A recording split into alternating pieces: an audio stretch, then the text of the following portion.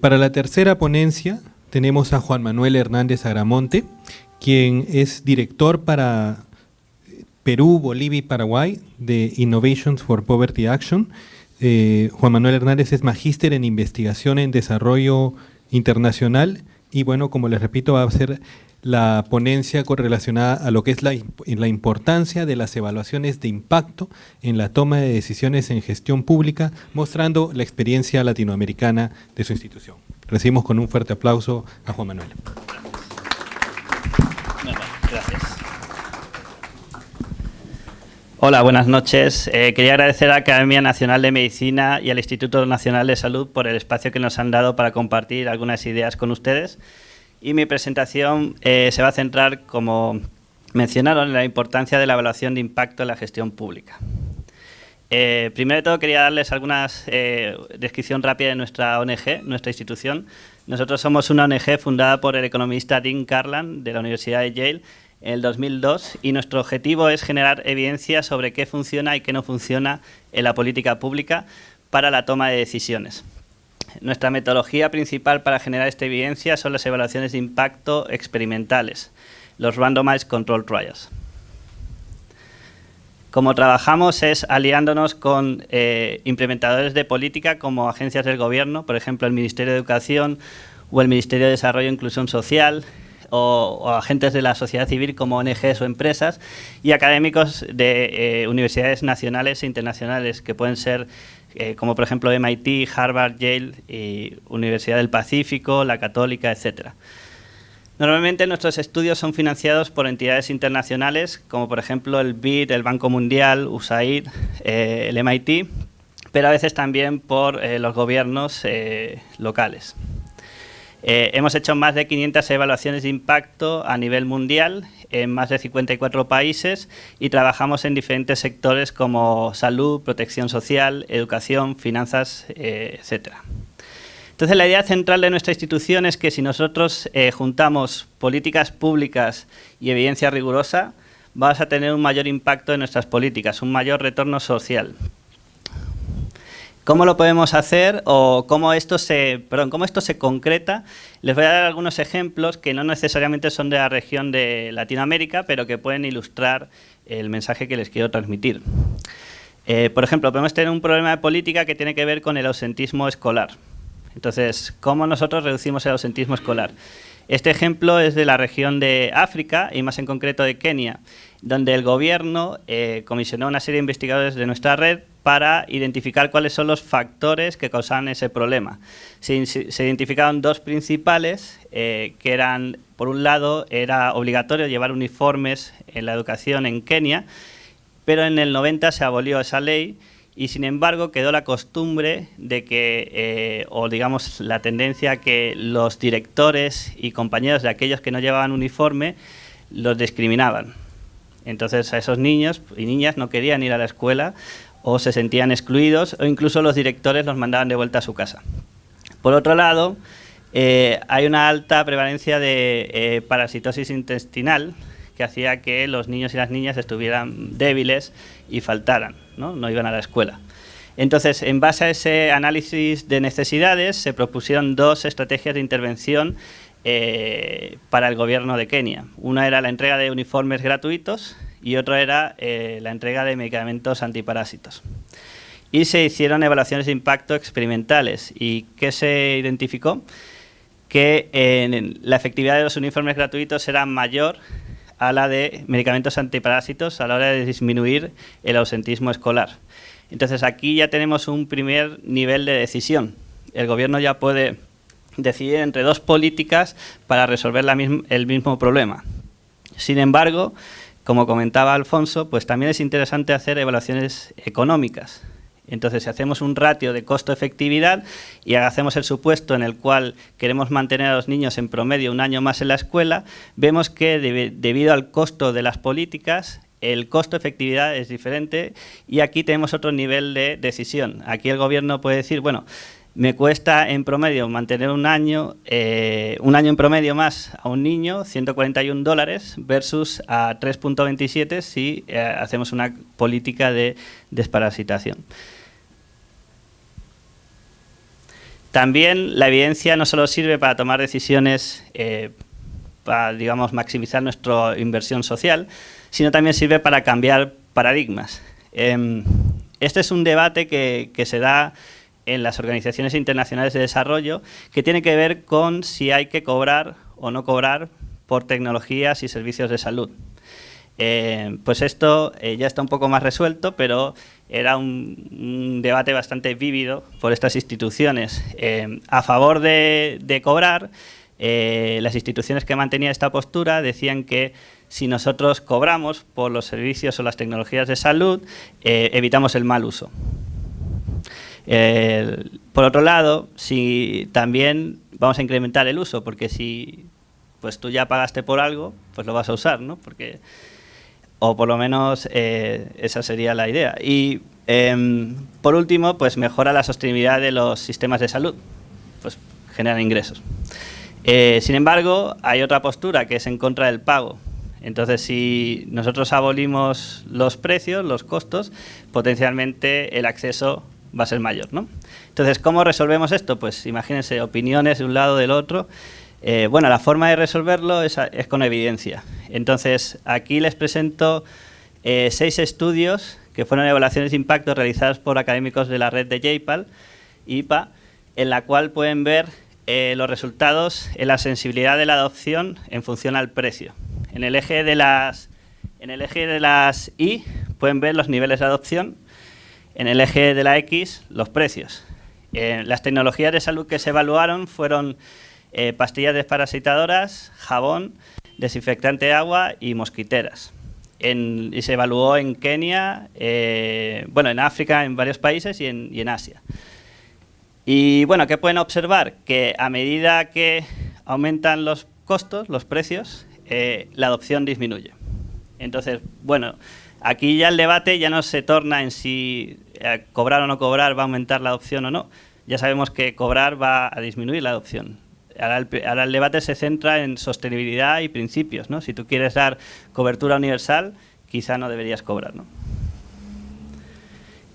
Bueno, entonces, resumiendo, lo que nos permite tener evidencia sobre la efectividad de políticas públicas es hacer asignación de recursos basadas en evidencia para extender las intervenciones más costo efectivas. Tengo varias opciones y la más costo efectiva, ahí puedo poner mi inversión. También podemos innovar testeando nuevas ideas, probando nuevas ideas para solucionar problemas de política o validando antiguas ideas que por inercia o creencia se mantienen. Y potencialmente podemos mejorar procesos políticos. Entonces, en un debate político donde se cruzan opiniones y el mejor argumentador es el que va a ganar, la evidencia permite derivar el debate político hacia principios y alejarlo de opiniones de si algo funciona o no funciona. Entonces ya no se convierte en quién argumenta mejor, sino cuál es el principio que queremos seguir, ¿no? Pero claro, entonces la evidencia parece interesante, parece un elemento que podría ser de utilidad para la política pública, pero hay una paradoja, que es el uso escaso de la escasa evidencia. Es decir, se genera poca evidencia sobre efectividad de políticas públicas y la poca evidencia que se genera no se usa. ¿Cómo podemos solucionar esto? Y yo les quiero dar un ejemplo de Perú. Es de otro sector, pero creo que es interesante y que va a traer oportunidades también en salud. Entonces, en el 2016 el Ministerio de Educación lanzó Minedulab, que es un laboratorio de innovación de política educativa. Esto lo lanzó el antiguo ministro Saavedra y nosotros estuvimos trabajando junto con nuestros socios estratégicos, el Abdul Latif Jameel Poverty Action Lab, que es una red de académicos del MIT, en la generación de este esquema. ¿En qué consiste Minedulab? Básicamente, su estructura es un equipo de apoyo de investigación, que son 3 personas, que está inserto en la Secretaría de Planificación Estratégica, la SPE. Este equipo de apoyo a la investigación hace alianzas con investigadores externos, ya sean internacionales o nacionales, y para generar pilotos de política que respondan a necesidades del sector. Y el Minedulab está asesorado por un directorio de investigación que son 3 académicos nacionales e internacionales que proveen dirección sobre qué preguntas son pertinentes desde el punto de vista académico. Las características de este laboratorio es que solo hacen evaluaciones de impacto experimentales, RCTs, y usan datos secundarios, o sea, datos administrativos. Esto les permite generar evidencia de forma muy bajo costo. Su enfoque no es solo en política educativa, sino también se enfocan en la mejora de la gestión del sistema. Y lo interesante del laboratorio es que busca la intersección entre la prioridad política y el interés académico. En esa intersección producen 2 productos principales: políticas efectivas, que son útiles para las prioridades del sector, y evidencia o un bien público para que la academia, los investigadores y otros países aprendan sobre qué funciona y no funciona. El ciclo que sigue Minedu Lab es este. Entonces, básicamente lo que hacen es diagnosticar la problemática. Este equipo de 3 personas se reúnen con las diferentes unidades implementadoras de política del Minedu. Por ejemplo, la unidad de primaria, la unidad de secundaria, el programa de mantenimiento de escuelas, etcétera. Diagnostican problemas y se vinculan a académicos internacionales para diseñar soluciones que son implementadas a nivel de piloto y evaluadas de forma experimental usando la data administrativa.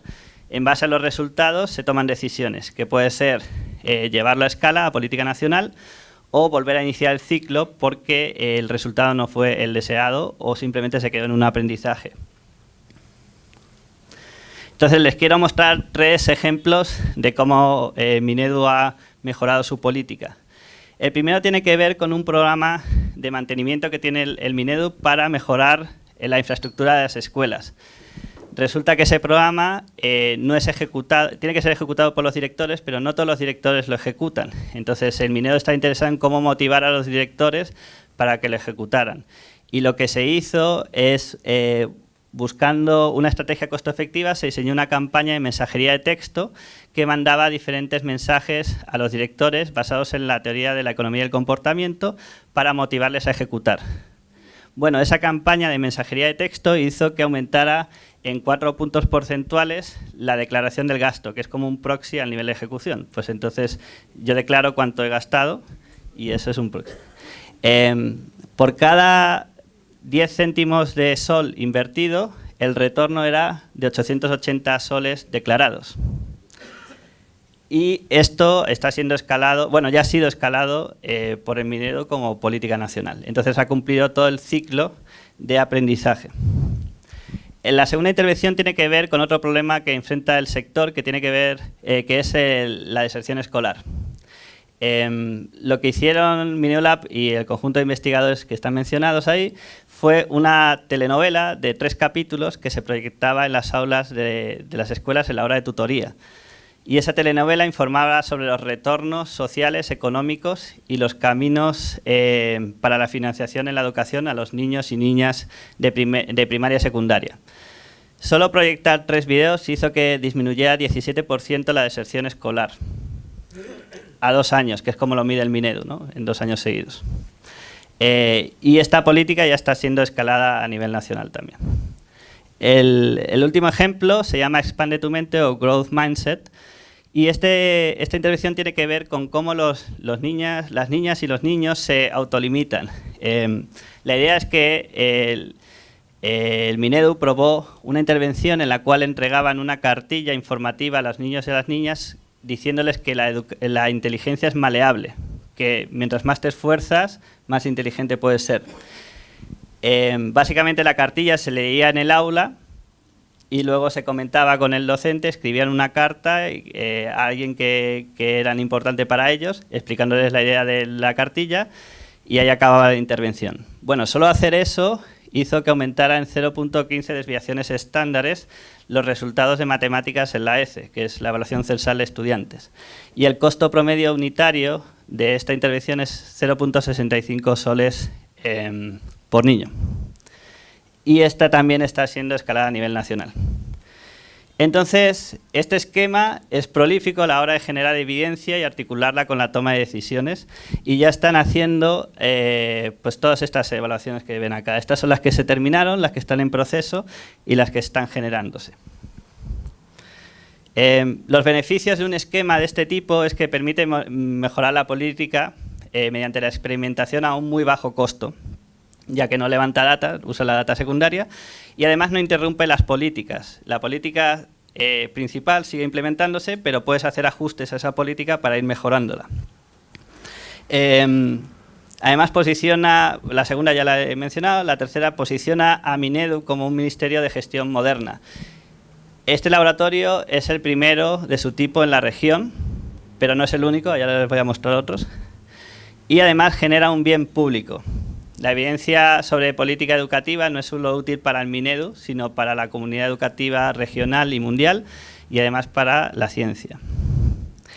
¿Cuáles fueron los factores de éxito en nuestra interpretación de este modelo? Primero, que hubo un apoyo político importante.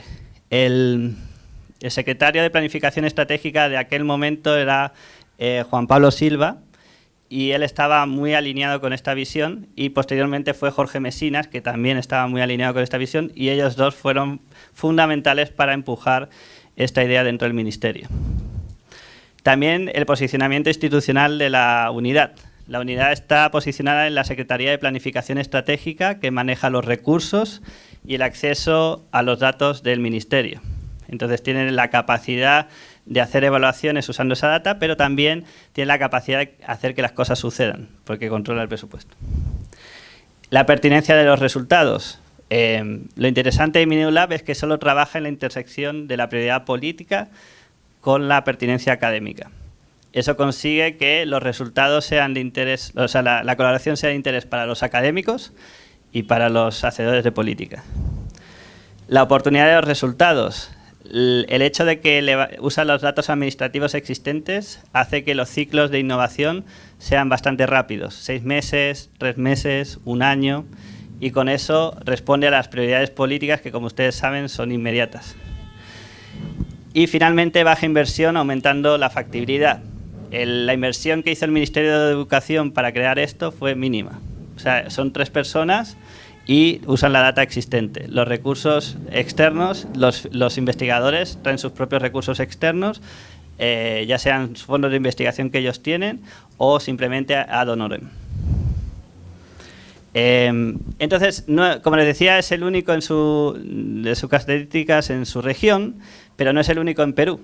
Entonces, hace 1 año, creo que fue más o menos, la ministra de Desarrollo e Inclusión Social anunció el lanzamiento del AINI-Lab, que es un esquema similar al Minedu Lab, pero que va a estar inserto en el Ministerio de Desarrollo e Inclusión Social.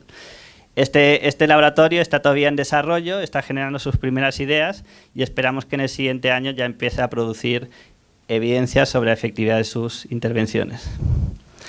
Y bueno, para terminar, solo alentarles que en salud hay una oportunidad muy grande de replicar este tipo de esquemas. Primero, que hay una gran variedad de sistemas de información. Pues ya Alfonso nos mencionó todos los que había.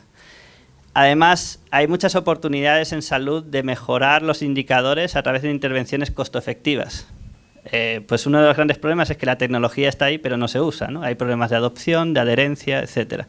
Todo eso tiene que ver con el comportamiento del ser humano, y estos comportamientos son susceptibles de cambiarse de forma costo-efectiva. Entonces, áreas a explorar, pues se puede explorar en la mejora en la gestión del MINSA de salud, por ejemplo, trabajar en la mejora de procesos, en la motivación de personal, etcétera. Y en políticas de salud, pues adherencia al tratamiento, estrategias de prevención, con enfermedades con enfoque en enfermedades no transmisibles o no contagiosas. Y ese es el camino por donde nosotros vamos a estar trabajando este año, y nos gustaría explorar socios ahí. Pues muchísimas gracias, y si tienen cualquier consulta, pues me dejan saber.